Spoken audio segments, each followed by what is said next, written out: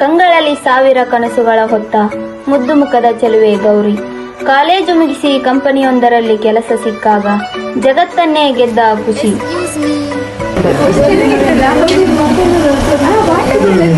Boss ಬಂದ್ರು ಎಲ್ಲ ಸುಮ್ಮನೆ ಇರಿ.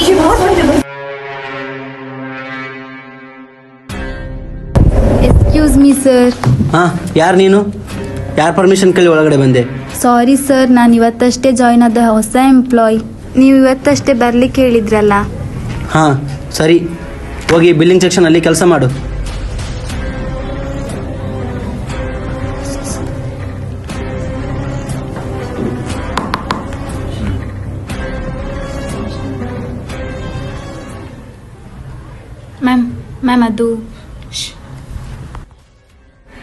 ಮ್ಯಾಮ್ ಅದವನು ಒಂದ್ಸಲ ಹೇಳಿದ್ದೆ ಅರ್ಥ ಆಗೋದಿಲ್ವಾ?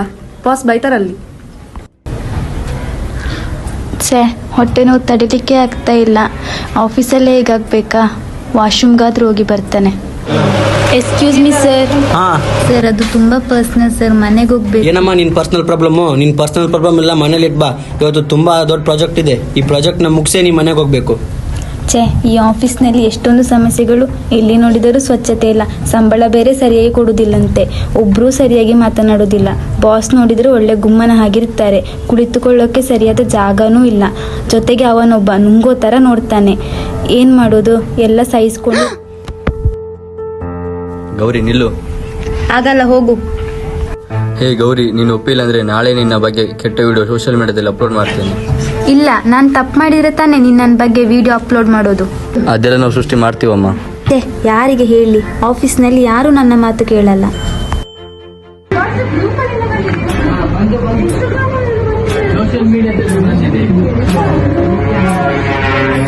ನನ್ನ ವಿಡಿಯೋ ಇದು ನಾನಲ್ಲ, ಇದು ನಿಜ ನಾನಲ್ಲ.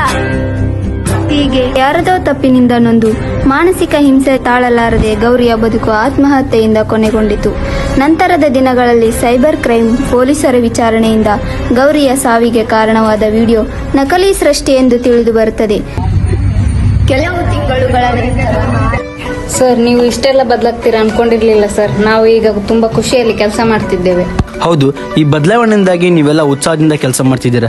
ಇದರಿಂದಾಗಿ ನಮ್ಮ ಕಂಪ್ನಿಗೆ ಒಳ್ಳೆ ಲಾಭ ಕೂಡ ಬರ್ತಾ ಇದೆ. ಖಂಡಿತ ನನ್ನಿಂದ ತಪ್ಪಾಗಿದೆ. ನಾವೆಲ್ಲ ಬದುಕಿನ ಹೆಚ್ಚಿನ ಭಾಗ ಕಳೆಯುವ ಕಚೇರಿಯಲ್ಲಿ ಸ್ವಚ್ಛ ಸುಂದರ ವಾತಾವರಣವಿರಬೇಕು.